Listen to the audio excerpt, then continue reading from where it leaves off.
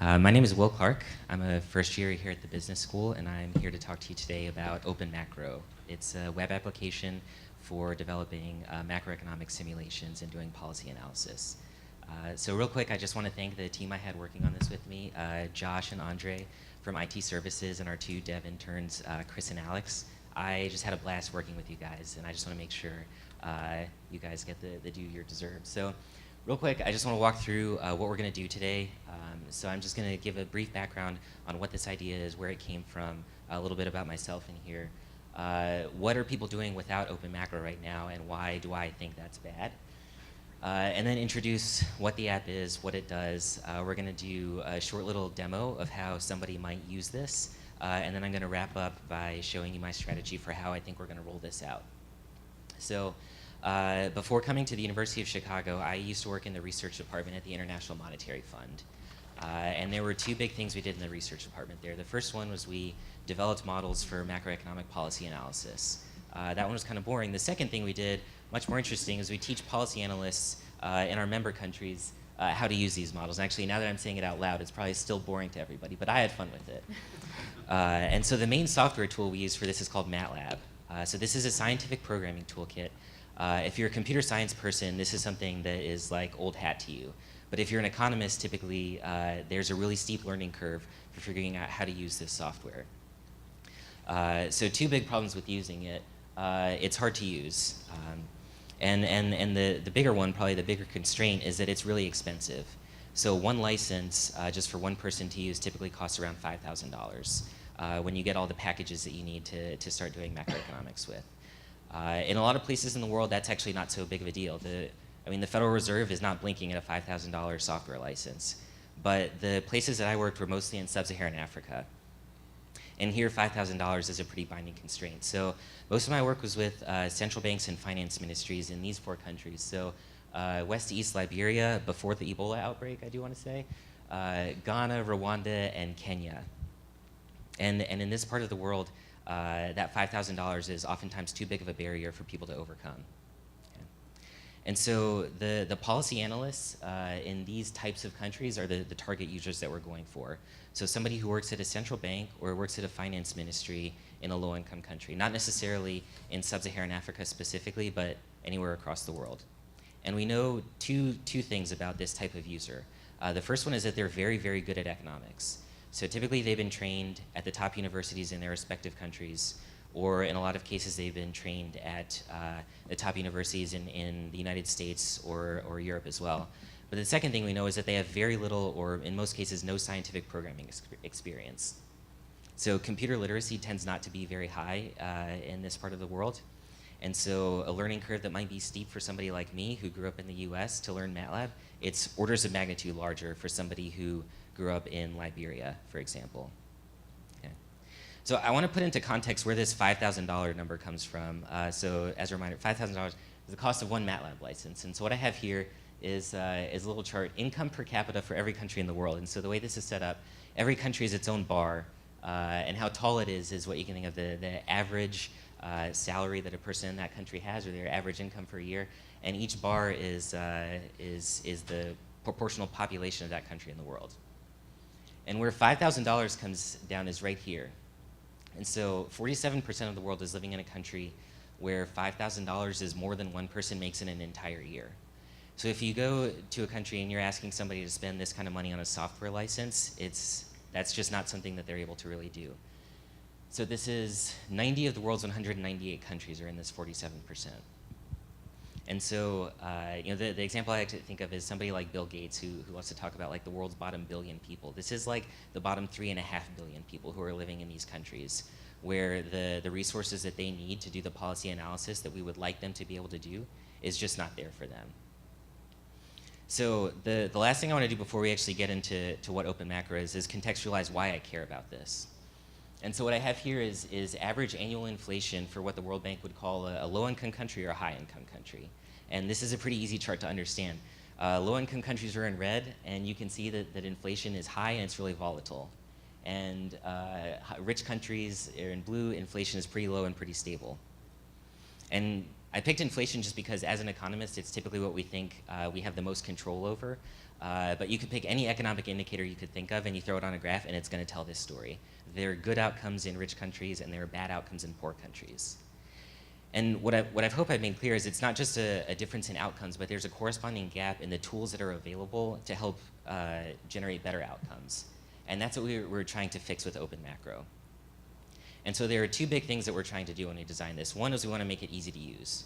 So that if you are somebody who's well-trained in economics, that you can come in right off the bat and know how to use this. There's not a steep learning curve. And the other thing is that we want it to be accessible. So we built it with open source software so that there's no licensing fees and it's free to use. So I'm going to shift gears a little bit here and get us ready for how to do a demonstration. What we have in the application are 3 different models. And so I just want to say, what is a model? So as an economist, I think it's a simplified mathematical description of the way the world works that reflects how I want to think about the world. And there are kind of 2 competing interests that we're trying to balance here. So the first one is it needs to be simple enough to understand. And on the other hand, it needs to be complex enough to tell you something interesting about how the world works. So we built 3 models into the app right now, and the one I'm going to pick for this demo falls very much on the side of being simple. So we're going to give kind of a cheeky example, and the point is not to teach you something deep and insightful about macroeconomics, but it's just to show you the process that somebody might use. So I'm going to lay this example out. Suppose you are a policy analyst at a place like the Central Bank of Liberia, or the finance ministry, excuse me. And your boss's boss's boss, the finance minister, comes to you and he says he is thinking about 2 different investment projects. One, he wants to build a large statue of himself. Okay? And we can think about this, broadly speaking, as unproductive government spending. It doesn't do anything for anybody. It's just a statue. But he's also considering a different project where he's going to build a road that connects 2 busy towns. And so he asks you to evaluate this policy choice. What do you tell him? So at this point, I'm going to bounce over to the web app here. I'm going to sign into a demo account where I've actually built these 2 simulations in already. So here are the 3 models that we built in. I've run some simulations already, and what I want to go through here is the specific, so we'll pick the build a road simulation. And so this is kind of a more technical outline of what the model is. So if you're an economist, this would look like something that you see in your first class as a graduate student. This section here is where you would go through, and these are all things that you would have seen before, and it's how you would calibrate this model specifically to your country. This is the most interesting place in the app. It's kind of a term of art, shocks, but this is basically where we're putting in our policy experiments. So what I've done here, I can go down to public investment, and I'm just kind of making the numbers up here, but suppose our road is going to take a 20% increase in public investment for each of 3 years. Okay? And I'm going to go over here and I'm going to run it. And so what it's doing is it's taking all these inputs that we've given and doing all the computation on a server, and then about 10 seconds it'll take to run, and it'll spit the results back out at us. And so this takes away the need for you to learn how to do the actual programming yourself, because it's basically doing all of this on the back end for you. And so here are the results. And so we see with our road building project, total output is like GDP basically, private investment. These things are all going up because we built this road. The neat thing is you can take this and compare it to our other project, build a statue, and that's this green line here now, and unsurprisingly it does absolutely nothing for anybody. Although there is an interesting one down here, taxes. Your taxes are going up because of this statue. So you can take this back to your boss, the finance minister, and you can say, Mr. Minister, I think you should not build this statue of yourself. I think you should build a road, and here is my explanation of why. And you can show him this. It's easy to understand. So I'm going to flip back over. All right, and so last thing I want to do is talk about how we're planning to roll this out. So there's a division inside of the IMF. It's called the Institute for Capacity Development, and they basically do the inverse of what we do in the research department. So instead of going out into the world, they bring people from all over the world back to mostly into Washington, D.C., but also to these 6 or 7 other spots around the world. And they give courses on how people can do better policy analysis with models that are developed at the IMF.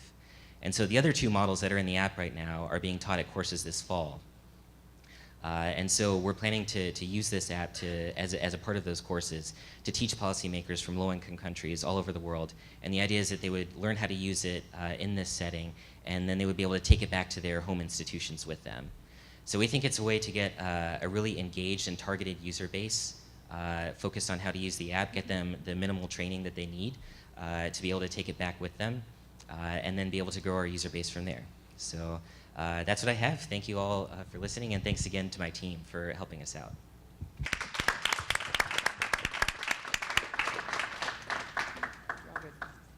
So first of all, great job, especially framing up the problem and breaking it down into simple terms. Just to help me out a little bit, can you explain to me what people in these low-income countries are actually using right now, since they're not using MATLAB? Yeah, sure. So a couple different things.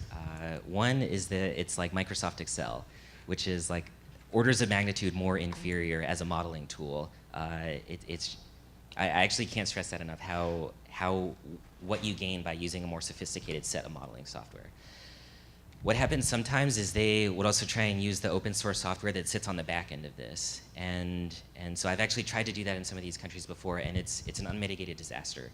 So the experience is kind of like being at an MS-DOS terminal, where all you're able to do is like input text commands. And for people who have very little computing experience, trying to do everything with a keyboard and changing directories and all that stuff it's impossible, really. And then the last thing that people try and do is pirate software, but the company that makes MATLAB is actually really, really vigilant about cracking down on that. So it tends not to work at all. So what's the business behind this offering, and how do you sustain it? How do you invest in the time for computing, as well as training, support, and how's that all going to work?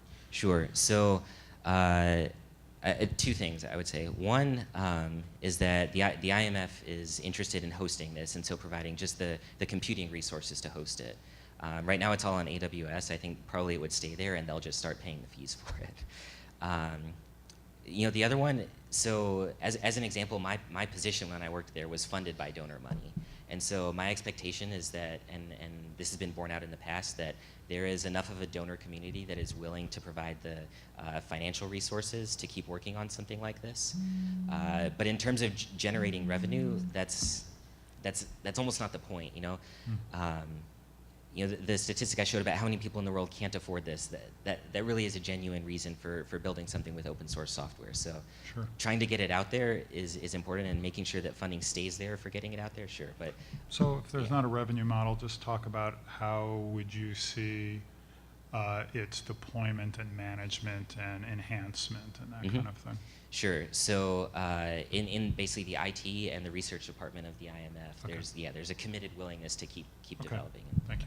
So just to clarify, this is specifically something that you would be deploying through the IMF. You wouldn't be partnering with other organizations to host it, to work on it, to develop it, et cetera. So my answer is not necessarily at first, but there are a lot of other organizations that do similar kind of work. So it's kind of like the Bank of Canada, kind of randomly, does a bunch of technical assistance work like this.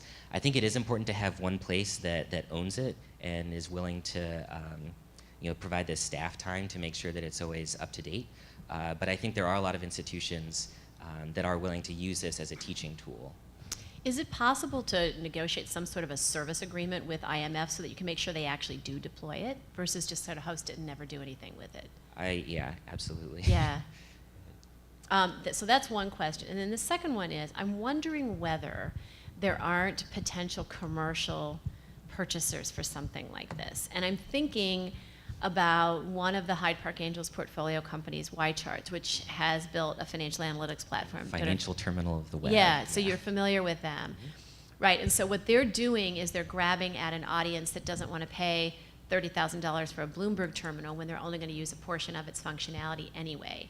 And the YCharts solution is much less expensive and plenty robust for what they're going to do. And I'm wondering whether there isn't a market like that for this out there. Yeah, I also wonder that. I think one challenge is the people who have enough training in macroeconomics tend to work at a small number of places. So I think with them, it's like they're targeting somebody who's like an investment analyst who maybe doesn't work at Morgan Stanley, who just like has their own kind of private shop, right? Well, originally, I mean, in the beginning, they were targeting private investors who were doing personal investment analysis, Oh, so right? just- And it was okay. free. And so people were on there and they drove a lot of traffic and people were just using it and it was very sticky. And what happened was they started to notice professionals using it. So they would get email addresses, like at morganstanley.com or whatever. And then they were going, hey, why are these people using it? And then they started pursuing that and figuring it out. And lo and behold, there's a segment of the user base that wants this. I mean, even things like pulling out some of your Bloomberg seats or some of your MATLAB seats and replacing them with this. Maybe that's something that the Fed wouldn't mind doing because not everybody needs the full-blown MATLAB capabilities. I don't know, just a thought. Oh, yeah. I And you appreciate could it. be a socially responsible company or even an open source provider, but still have a business model that sustains that for the benefit of large groups. Okay, sure. So, just a thought. And by the way, I want to know if the guy who recommended the road got shot, because that's another danger of making these recommendations. Now you've got all the evidence, that just Right. makes it worse. Hopefully the picture convinced them not to do that. So. Oh, yeah, okay. You all good? Great. All right, well, Thank thank you all you. very much.